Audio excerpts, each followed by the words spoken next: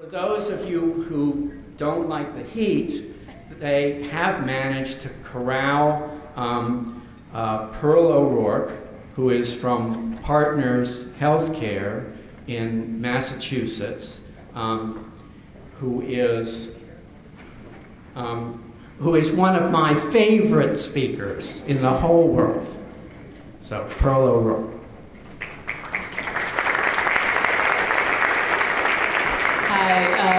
Thank you, Ivor. I learned, oh no, I can't watch that again. My heavens, I was crying in the back. Whew, what did I do? As my slides are coming up, as always, I learned so much from Ivor, but I would like to say I'm embarrassed for those of you who thought you were better than I was driving. I mean, I answered honestly, and I was in the 70 to 80 range, but the rest of you really have some work to do. Also, to show you how anti-golfing I am, I never got the metaphor on the par. You know, here I am, it's like, what did I know? Here we are in Augusta. Okay, thank you very much. So, I was asked to talk about this topic. And so what it forced me to do is to look at what are the changes going on. Obviously, the big one is the final rule, and look at it through the lens of genetics. So, this is from one of my vacations. I always have bad weather on vacations. And so you can see here the final rule is looming on the horizon, and this looks a little bit precarious. It is precarious, very precarious. So what I'd like to do is first say there's the fact. We all know there's the new final rule. We know that it is causing a lot of sleepless nights, at least worrying. I don't know if we're doing a lot, but we're worrying a lot. Is it going to happen? What's going to happen? We still live with this incredible lack of harmonization. So even if that changes, HIPAA stays the same, FDA, well, maybe 21st century regulation will now make them come into Spain. But bottom line, we fear we're going to be even more so pushing square pegs into round holes. Are the questions and challenges different for genetics? I don't know. So I think another fact we have to think about is all of us overseeing research. Genetics is part of virtually every protocol we get these days, or so it seems. And a lot of this is, you know, advances in sequencing, that famous slide that everybody uses over here. Let me see if I have the little, yeah, there it is. You know, where Murphy's Law, this is how the cost should have come down, yet in reality, this is how it came down. So obviously, dropping costs have made this easier. Big data, not only the ability to capture it, but to actually analyze it and put it together with things. You were doing things now that we never had the opportunity to do before. We see protocols where genetics is the primary aim. What we are seeing is every study seems to have a genetics add to it. I think if you were to do the, you know, the control study of, you know, zapping people, or if you don't zap people, we'd probably now do a genetic marker to see if you're a zapper or not a zapper. I mean, really. And one that I always laugh at, the Framingham Heart Study, which is, you know, Framingham, Massachusetts, started in 1948. Look at their consent form. Doesn't that make you want to drool? I mean, why can't we do this? Well, even today, this big study, as you can see, it has evolved. Genetic factors in virtually everything we're making, cell lines, and as you can imagine, like a coral reef, that little simple consent form, you know, has now become a tome. So, okay, so genetics is there. So we have changing regulations, we have genetics. So should we exceptionalize genetics or not? I'm of the category no. And since I have the microphone, I am correct. All right? If you think about, Ivor thought he was correct when he was up here, but he is no longer up here. Okay. So if you think about genetics, we don't have a specific common rule for genetics. We review it the same way. The criteria are the same. Perhaps some of the things are more challenging. I mean, risk assessment, we always have difficulty with that. Genetics pulls in family members, community members, which we are really pretty poor at within IRBs. But I just think that it actually is the same old issues, but exaggerated. And I would love to hear if others think there is something special about genetics. So for those of you who are thinking that, I'm thinking, okay, what are potentially some of the differences? And if you think about genetic research, our researchers want lots and lots and lots and lots of data that's linked to identifiable information that's going to be updated in perpetuity, and N is never large enough. They are creating boatloads of data which they don't know what it means. That little variant of uncertain significance. Now there's a wonderful thing to give back. Or, hello, you have this variant, you have the drop dead gene, and 3 weeks later, oh, sorry, we didn't mean that. We now found this multifactorial. You don't have the other one that turns it on. So there's a lot of uncertainty about results. There's a huge push for research results. You heard in the keynote speaker that when they ask people, why would you participate? I want to get stuff back about me. So we're getting a huge push, and genetics has so overhyped itself to be ridiculous. I saw you nodding. I'm going to have lunch with you. Yes. Okay, so non-genetic research. We have the same problems, but they don't need quite as many. They think I think they create less data, and maybe they know more significance, at least some of them do. There is a push for return of research results, but there's not as many results. And of course, every investigator overhypes. We call it errors of enthusiasm. I know the answer. So I think it's an issue of scale, not an issue of different concerns. So on the grand scale, this is what people want. We want huge data banks, huge biospecimen banks that talk to each other and that are available to absolutely everybody in the world who wants to use them. So the current strategies that people use to create this scope and size, fancy recruitment and engagement strategies. I think in the All of Us presentation, you heard about things that's happening there to get 1 million people to come on down. Do we need fancy videos? What's in it for me? Return of results gets big in here. We're going to partner with you. You're a part of this. You're going to get stuff back. New informed consent modes, electronic consent. How do we possibly get the information out in better ways? They've made huge biobanks so that it's no longer everybody's little refrigerator has their 5 samples. We now kind of coalesce. Huge emphasis on multi-site research, and use of single IRBs makes them very happy.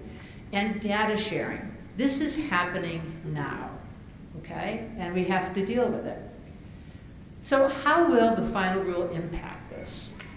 These are the ones that I would like to talk about, and there have been a number of talks both yesterday as well as promised this afternoon that will also hit on some of these issues. But I think that the final rule does bring in some new pathways for getting stuff into research. There are new elements of the informed consent. There's references to return of research results, but the final rule is, I think, incredibly disappointing in terms of help for return of research results, and obviously the single IRB mandate. I am not going to say more about the single IRB mandate. If you want my opinion on that, I'll be happy to give it to you afterwards. It is very negative. Okay, so pathways into research. We currently, what do we do now? This is determined by how we define human subject and then the regs. So if you look at the definition of human subject, the one on the left is the current one, the one on the right is the final one, the one on the right is longer. We got rid of regulatory burden, so we made it longer. The things that have changed there is that it has added in biospecimens, okay? And it adds some other words in there, studies, utilizes, generates stuff. Bottom line, today, functionally, there is no change. It still is data and tissue are human subjects if you got the stuff specifically for research or if it's identifiable. So currently today, when we are trying to put data and tissue into research, we have to ask these 2 questions. How is it, or why was it obtained, and is it identifiable? So here is our very, very easy flow diagram. How was it obtained? It was obtained for clinical care. Nothing happens other than whatever your institution hands you on the way in, probably a privacy notice, and somewhere in like 8-font type it says, oh, by the way, we're going to paw through your medical records, but don't worry, it'll go through an ethics board. Have a nice day. And if you're getting it for research, there's got to be an IRB action, and there's either going to be informed consent or a waiver. If it's tissue, you really got to get an informed consent. I don't know how you can get tissue from someone with a waiver. And we have had protocols submitted where they want a waiver for getting a blood draw. And you kind of go, you know, you're too stupid to do research, let alone to do this. I mean, really. And these are the people who now are allowed to do this without regulation. Okay. Then, to get to secondary research, so the existing stuff from either clinical care or research, that's where the identifiability thing comes in. If it's not identifiable, not a human subject, go, be well, do what you'd like. If it is, welcome to the regulations. So this is what we currently do today. If you look at, for the existing identifiable material going in, we currently do have exemption 4, which allows, if it's publicly available, or again, to get rid of identifiers, but the vast majority are going to be with some kind of review. So we are forced all the time into this binary decision. Is it identifiable or is it not? And identifiability is a spectrum. You know, if I were to put a data sheet up here and ask everybody in the audience, could you identify the person from it, we'd be all over the map. I mean, I am so computer illiterate. I know the color of my computer, that's it. But, somebody else could easily say, oh, there's Ivor Pritchard, number 14. So, but we have to say yes or no. And we obviously live with this. Investigators always want to be on the no side, obviously to avoid the yes side. So this pivoting on identifiability, the current and the final rule have the same definition of identifiability. It's a judgment call. And IRB 1, IRB 2 may come out differently. IRB 1 on day 4 versus day 54 may come out differently, and it drives everybody nuts, not just investigators, but I think IRBs as well. So it's kind of a moving target there. So right now you're thinking, okay, so this hasn't changed. But keep your eye on this ball. The final rule does say that within 1 year and then every 4 years after that, smart people at the federal level are going to get together and relook at how do we determine what is identifiable, both for data and for biospecimens. The second big bullet here is this a placeholder from what we went through, the advance notice and the notice of proposed rulemaking. And if you do remember back to those days, if some of you may be too young to remember back to those days, it's been such a long process, that at one point, biospecimens, regardless of source and regardless of identifiability, were going to be deemed human subjects. This is not in the final rule, but the ability to relook at identifiability may be, it's a camel's nose under the tent, I think, for pulling biospecimens into identifiable. If that then does happen, I think that's going to be a huge shift in how we get biospecimens into research. So right now, no change, but just beware. Challenges that have not been addressed and that are still not addressed, I think specific to genetics research, is identifiability of whom. Is it the person? What about the families? We had a horrible study of Huntington's disease in which we had identical twins. One wanted results returned, one did not. How do you possibly, look at that? So whose identity is it? In communities, huge issues there.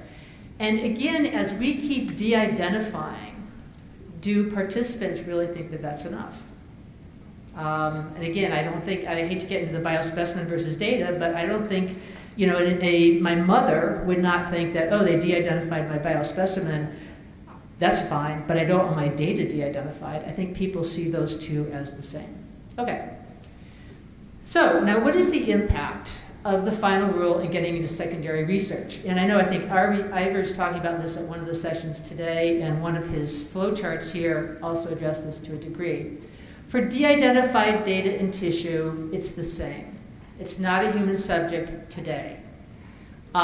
If initially obtained for research with informed consent, many institutions will require a review, not a regulatory review, but someone has to look at it to make sure it's consistent with the secondary use. But that's going beyond the regulations.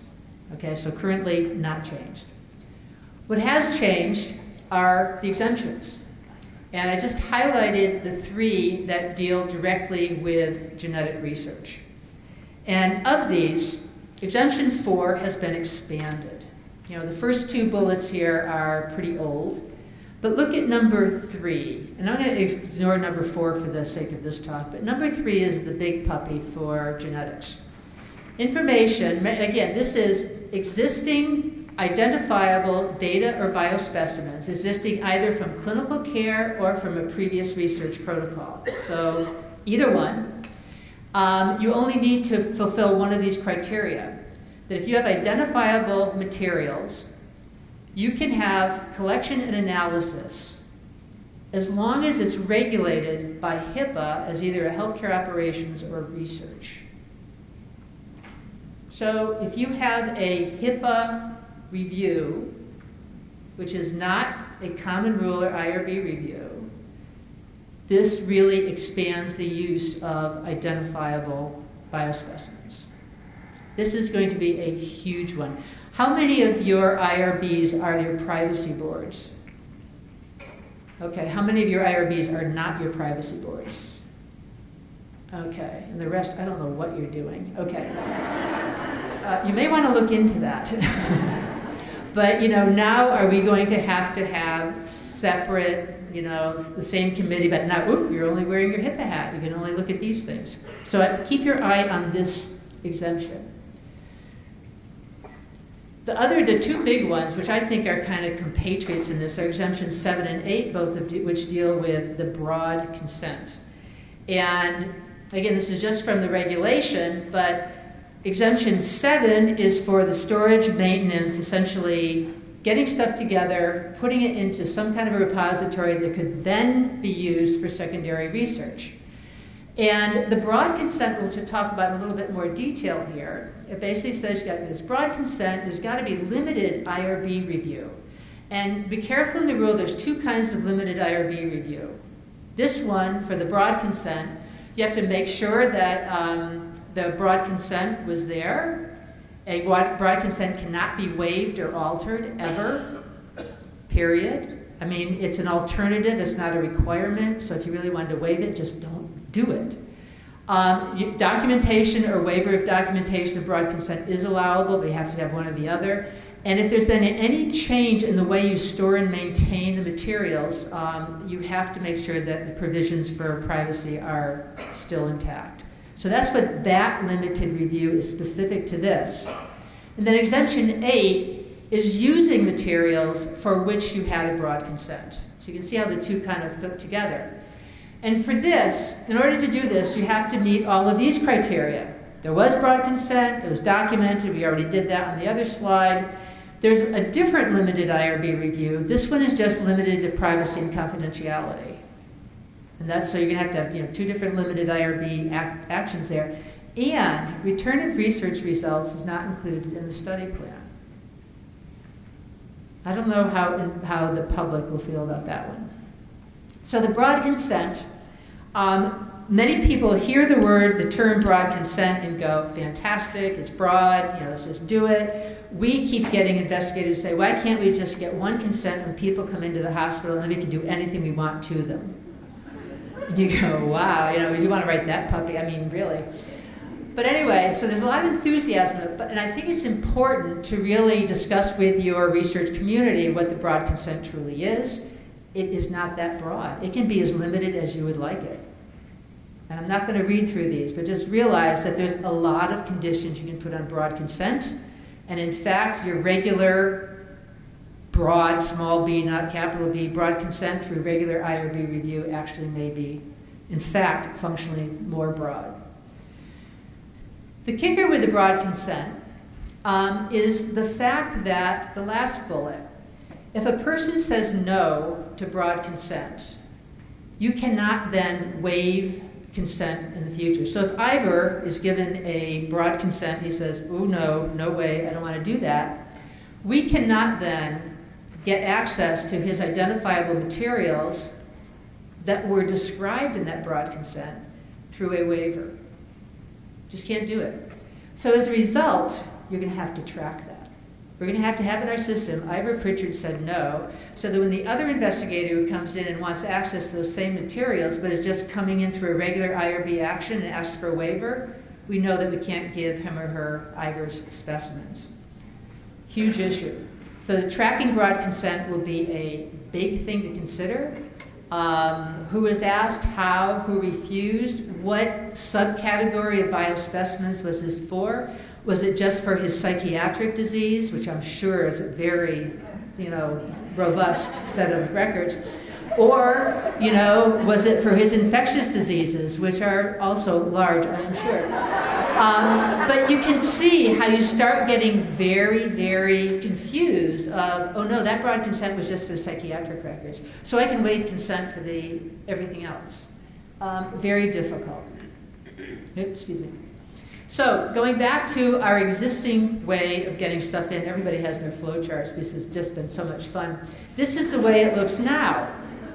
Okay, and I'm still starting, can exemption 4 be used? Exemption 4 has become more complicated by the HIPAA thing over here. Okay, there's my little arrow. Okay, if it's identifiable, yes, you can go to secondary research, but you got to have a HIPAA action. And what if HIPAA says you need an authorization? So much for exemptions. Still, the routine IRB review is totally possible and should really be considered. If broad consent is asked and they say no, stop. That stuff can't go to secondary research. If they say yes, you need to have that limited IRB review we talked about, and then it can go in there. So again, we are adding complexity to the system. As Ivor said, I think institutions will have to think long and deep as to whether or not they want to implement broad consent. Our institution so far has decided not. We just think it's going to be too complicated, and particularly the tracking issue and keeping track of what were the things that broad consent was asked for is going to be impossible. So, okay, so then going down, there's some new, it actually was kind of fun to have to look at the final rule through the lens of genetics, which I really had not done. But there are some important things in the informed consent changes. And the first one is this one. And this is like, it gets later in the final rule. First time I read it, I kind of started Zing out as I got into informed consent, and the fact we have to change the format kind of got me enough, off on the couch that I missed this. But here, if the research involves the collection of identifiable information or biospecimens, you have to have a statement on whether or not the identifiers might be removed and information or biospecimens could be used for future research without additional informed consent. To my mind, this is taking away the ability to take existing research information, de-identify it, and make it not a human subject and be able to use it. I think what we will certainly do is put this in everything, that it might happen, and therefore be able to do it. If you are going to give investigators the option here, you're going to have to track it. And then when somebody comes in, you're going to have to know who said yes or no. So again, tracking, tracking, tracking. Another one, when appropriate, whether the research will, if known, or might, so pretty broad there, include whole genome sequencing. And they give the example of sequencing a germline or somatic specimen with the intent to generate the genome or exome sequence of that specimen. It doesn't say anything about SNPs or smaller amounts of stuff. You're really talking, I would say, whole genome, and they're including whole exome in their definition here. So is the expectation that without this positive statement, whole genome sequencing cannot or should not be done? I think there's enough waffle room that I wouldn't feel bad standing up with a microphone in front of me and saying, well, we hadn't anticipated it at the time, but it was a broad consent. But I think, again, this will be something to keep an eye on. And it does exceptionalize genetics. So the common rule now does do that. So data sharing. Remember we said that people really want to share the data, and I don't know about you guys, but you know, the number of publicly accessible data sites that we now have to upload data to is just astounding, and they all have different requirements. So what we usually deal with is investigators like this cute little girl here, who is all mine. I do not want to share this. And although everyone seems to want to access other people's data sets, I love this, 85% said, yes, I should be able to access stuff from other people. About half say they will not share. So it's kind of like, you know, Ira's driving thing, you know, where reality sits here. Well, they have to share. It's become a condition of grant award. You'll go to jail, maybe not real jail, but, you know, you'll be less, yeah, forget, okay, I'll stop that line of questioning there. And the requirements are there. You just have to do it. And see what I put in red here. We are asked to certify that this is okay to update into dbGaP is a big one. Have you seen those certification forms you have to sign?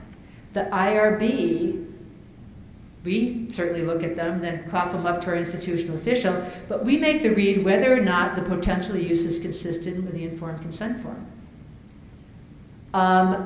Look, Google NIH data sharing sites. You'll get about 5 small font places. NIMH is probably the worst. They have like biobanks or data repositories for, you know, autism with left brain seizures, autism with right brain seizures. I mean, they're all different rules. So just look at this. And although I said I'm not going to talk about single IRBs, but when you are now seeding IRB review out, who is going to review all this at your institution for your institutional certification? So again, it's going to be an institutional thing. So for IRBs, I think we have to deal with informed consent form issues and what is our role when doing that. So does the final rule say anything? Well, the notice of proposed rulemaking, I thought, had this very interesting thing here. A proposed element for broad consent was give the option to consent or refuse to have your de-identified data posted on a database that's publicly available. Most of these data sites are publicly available. This did not make it in the final rule. And the reason that's given in the preamble is thought to be unnecessary because it overlaps with the broad consent requirement that, you know, the extent to, if any, to which confidentiality of records is identifying the subject will be maintained. But I think the fact that it had been in there, I think is important to keep in the back of your mind. So with that, the final rule, yes, does have this in basic elements of consent, that exact same statement I talked to you about. Are you thinking about that statement as to cover posting of de-identified information on a publicly available website? How many are? For how many is this kind of new news and not good news? Okay, the rest aren't listening. Okay. The elements of broad consent does get into this a little bit more. You see there a description of identifiable stuff that might be used, whether sharing might occur. It doesn't really talk about specific putting it into registries, but it certainly is more in your face about sharing. We are definitely adding in our informed consent form a lot of verbiage about sharing. I think, you know, people need to understand that. Okay, return of research results. Obviously very important for, I think, particularly genetic research. Again, think of all of us, the importance of that. This is not a new problem. It's an old problem which we have not figured out. It is just so complex. I think for the reasons here, genetics makes this more of an issue. The probabilistic nature also makes it a bigger issue. In the family, I mean, whose genetics are we talking about? The concerns we have here is that will the information be misused? Will there be therapeutic misconception? A lot of people think, oh, I have the gene for oh dear, I was just looking for the time thing in my little series thing. I never really thought about it. See that? It answered. Yeah. Yeah, I understand you now. Okay. you know, I have a double hit for ApoE, which gives me an increased potential for Alzheimer's. You could say that to some people. It's like, I'm going to get Alzheimer's. So that concern of, I have it, I'm going to get it, or giving bad information. And to exemplify the fact that the meaning of this information is forever evolving, I love this one. This was on our NPR station. Cautionary tale of genetic testing. You may drop dead. Oops, never mind. This was people who were told, this was for a cardiomyopathy thing, that you have the risk of sudden death. And perhaps you'd like to have a defibrillator implanted in you. Big, okay? What they found is that their study population was not diverse enough. And actually there were racial or ethnic differences. And that actually if you are a Black American, this finding was less significant than it was if you were not a Black American. Unfortunately, the few blacks who were in the study were told the same thing, and go get a defibrillator. And what you see now is, oops, we didn't have enough information. And I think this is one of the huge, huge fears of what actually to give back. Excuse me. So, we all are somewhere on the spectrum. I think the return nothing, after all, it is research. If you want information, go see a doctor. I think those days are gone. You really can't say that anymore. It used to be so easy when you could say that, though. Thank you so much. We won't be in touch. You know, then you go to return valid, serious, and actionable, only if included in the informed consent form, and if you can get people to agree on what serious and actionable mean. Return serious, valid, actionable, regardless of the informed consent form. If I have the oh wow gene, I don't care if you said you didn't want it. I'm kind of search you out and tell you. Okay? Research all, return everything, and within genetics, is there a duty to hunt? I'm doing a study on the long arm of chromosome 9. For those of you who don't know genetics, there's 23 chromosomes, so there's a lot of other information there. Chromosome pairs, I should have said. And am I obligated to look at all the other chromosomes? I get a whole genome sequence back. Should I look at least the BRCA maybe, see if there's breast cancer or Lynch syndrome? Or no, I just want to look at this weird thing on this thing. Very different implications if you're an investigator. Returning results, what, when, by whom, to whom, and how. These are the things that we're going through, I think, all the time, and I assume all of your IRBs are doing this. So again, I looked back to what's in the final rule, and it was informative to me to look back to the NPRM. So this, again, did not make it into the final rule, but the NPRM proposal regarding IRB review of plans to review the return of clinically relevant results to subjects. This proposal was deleted due to concern over the criteria that would be required for an IRB to appropriately consider this, and the need for the particular expertise to appropriately assess the return and ambiguity over the meaning of clinically relevant. Well, thank you, but that's what we're doing.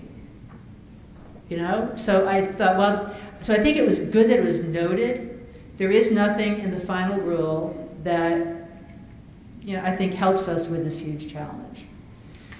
There is the additional element statement regarding whether clinically relevant results will be disclosed, and if so, under what conditions. But I think that's much less weaker than what actually was in the NPRM. I think the issue of telling people whether or not results will be returned is pretty much in sync with what most of us are doing. Actually, I'm just going to ask a little question here. If I have a research study and I've given people the option, do you want to get research results back, yes or no? And you all have said no. I now find the gene, actually, that is the gene for you guys for arrhythmias that is very treatable.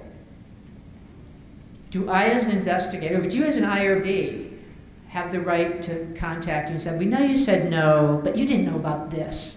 How many of you would support the investigator in recontacting people who opted out in order to give them this incredibly actionable, serious result.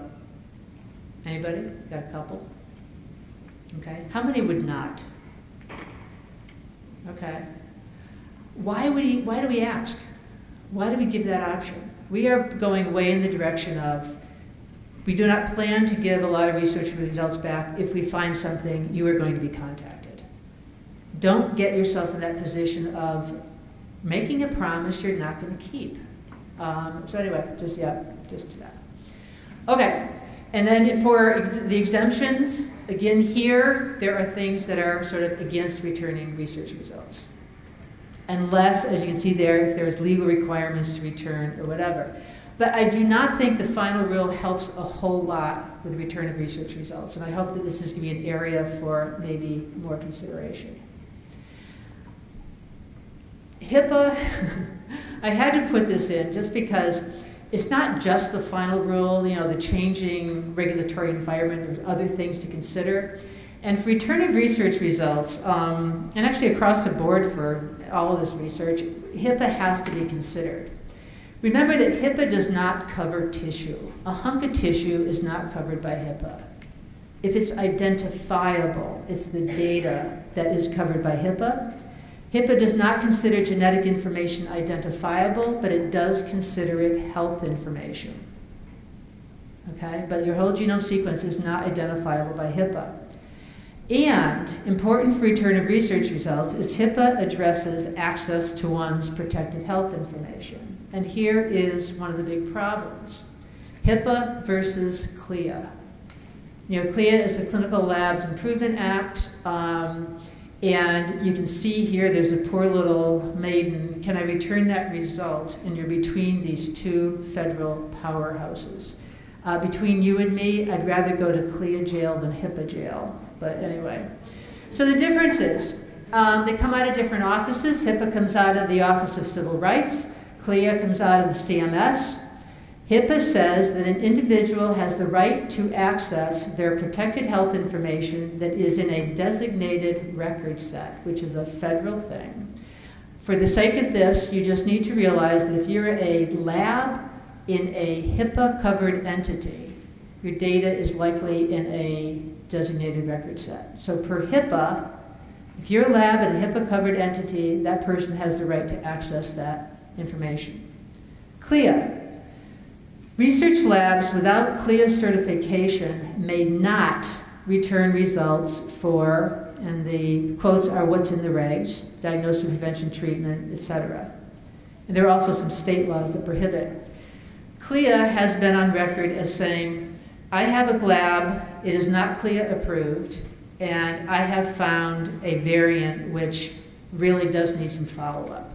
So we asked the people at CLIA and said, well, can we contact the person and say we need to do a clinical level test because we found something? And they said, no. That is equivalent to giving a result back, and per CLIA, you can't do that. Well, these two federal agencies are now getting their heads together. I think this gap here has been recognized, and hopefully we'll get some information on this. But since this keeps me up at night, I just wanted to share my angst with all of you. You look to them. So the question, last couple of slides, will the final rule have an impact on genetic research? I think yes and no. There's definitely more complicated ways of getting identifiable tissue and biospecimens into research. Keep an eye on the potential for what's going to happen with biospecimens if identifiability definition changes. We may go back to what was in the NPRM, but I don't know that yet. And to be honest, most of our genetic researchers now are wanting identifiable information because they want to update it. Okay, so I think the days of just truly doing de-identified, at least in our institution, seem to be waning. The additional elements in the informed consent form, definitely look at them, see if you are going to allow people to say whether or not they're going to de-identify and use stuff for secondary research, you better be able to deliver on that. So again, you're going to have to track that. If you use the broad consent, you're going to have a system. I think there's little relief regarding what to do about data sharing and return of research results, and I think that's going to be more complicated with single IRB review, where now it's somebody else is asking you or telling you what to do. And as I put here, the continuing lack of harmonization of federal regulation adds adventure and spice to all of our lives. Just got to keep an eye on that. So this is the way I usually feel, and now with the final rule, I almost feel like that twister has gotten closer, maybe. I mean, we think it's going to happen in January, but I think the final toll of that bell has not yet rung. So I think, you know, many of us are in anticipation, like, maybe it'll be April. April's a nice month, you know. And I'm looking at retirement, like, you know, man, and I got to time this well. But, you know, we know it's coming. We know we have to do stuff. And the other scary part is we know for a long time we're going to have dual systems. You know, the whole transition thing.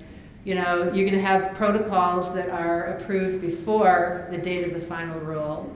And I think many of us will continue the majority of those on under the old common rule. And then the other, I mean, it's just a nightmare. And going back to my initial slide, there is a little blue on that horizon, so that's where I am focusing. So I am going to stop there. I thank you for your time, and I think I'm pretty much on time here. So again, happy to take questions or comments in the back.